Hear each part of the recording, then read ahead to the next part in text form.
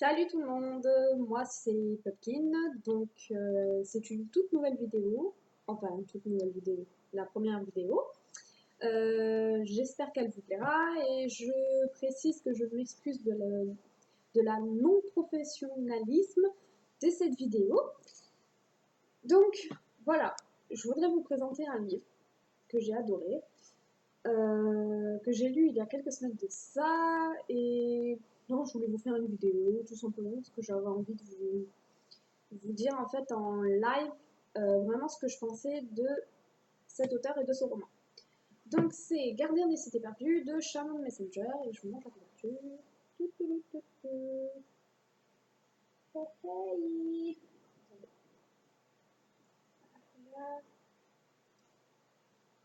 Oh qu'elle est belle. Oh oui, elle est géniale. Elle est magnifique. J'ai eu un coup de cœur.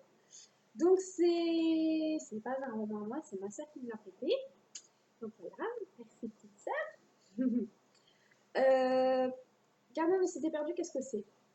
C'est un roman fantasy jeunesse qui parle d'une jeune fille qui s'appelle Sophie, qui entend en fait les pensées des gens.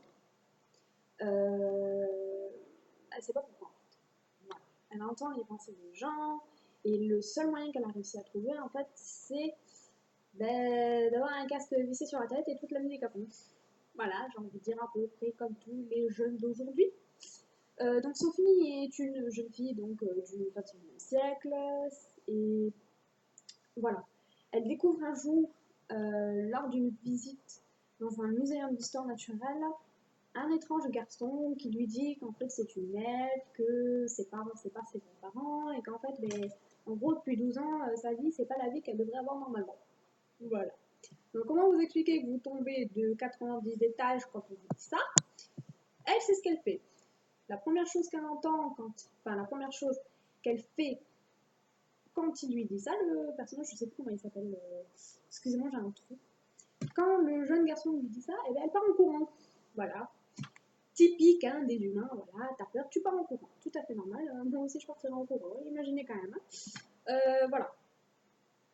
Donc, elle découvre un autre univers, enfin un autre monde complètement différent de ce qu'elle avait vu, de ce qu'elle s'était habituée en fait pendant toutes ces années. Elle découvre en fait que c'est une elfe, euh, que ses parents, je crois, c'est vrais parents.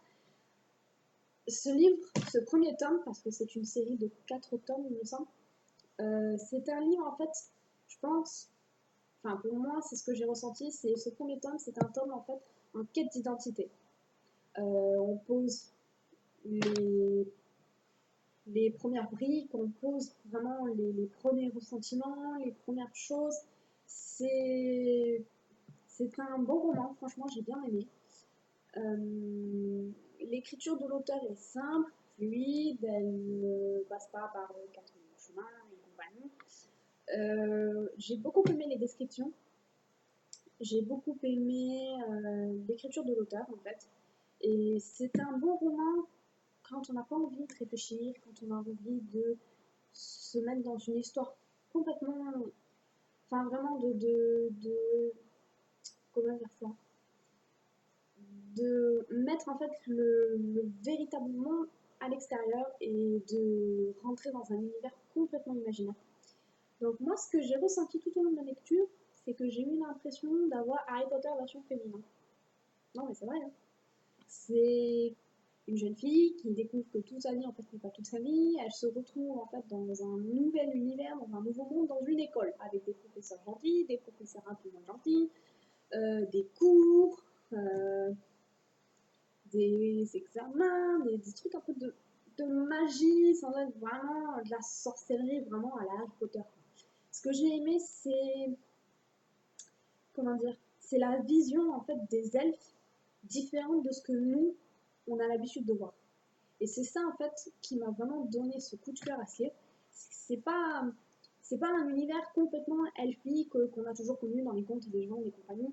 Là, c'est vraiment remis à la sauce de Shannon Messenger, tout simplement. Je peux pas vous en dire plus, je vais pas vous spoiler tout le livre quand même parce que bon, sinon vous ne le verrez pas.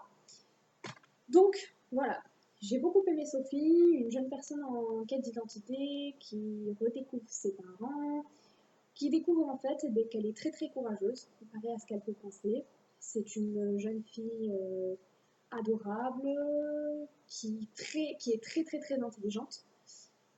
Et ça va être ça tout au long en fait. Il y a de l'action sans que ça fasse un peu trop, il y a des émotions sans que ça fasse un peu trop non plus. Vraiment, ce livre est bien dosé. J'ai pleuré, j'ai rigolé, alors que bon, vous allez voir au fur et à mesure des vidéos, mais je suis une fan de Stephen King et des romans un peu space. Et donc, je penserais jamais que j'allais adorer ce genre de livre. Et en fait, si, je l'ai adoré, j'étais complètement fan. Donc voilà, Gardien des cités perdues, tome 1, ouais, tome 1 tout simplement, aux éditions Lumen, qui est sorti en 2014, il me semble, je crois que c'est ça, ouais. En 2014, j'ai dû le voir quelque part par là. Ouais, 2014. Donc si vous cherchez en anglais, Keeper of the Lost Cheese. Yeah, je parle vraiment anglais. Donc voilà. Je sais pas quoi dire d'autre. J'ai vraiment beaucoup aimé. Après, c'est pas un roman où je peux faire une grosse vidéo, où je parle vraiment de tout en profondeur. En plus, ça fait plusieurs semaines que j'ai lu, donc j'avoue que c'est pas trop frais dans ma tête. Mais voilà. Pour conclure, un très bon premier tome, avec de l'action, des sentiments, des personnages hauts en couleur, très attachants, un univers haut en couleur, et c'est vraiment haut en couleur. Vous le verrez quand vous lirez ce livre. Une écriture simple, mais qui se suffit à elle-même, tout simplement. Voilà, une couverture magnifique. Christina sort de ce corps. Et voilà. Franchement, je vais pas m'attarder pour lire la suite. Et j'espère que ça ne me décevra pas. Parce que franchement, j'ai eu un gros coup de cœur pour ça. Donc voilà. Hey, Gardien de Cité Perdue, forme la couverture. Parce qu'elle elle est vraiment, franchement, elle est trop belle. Voilà.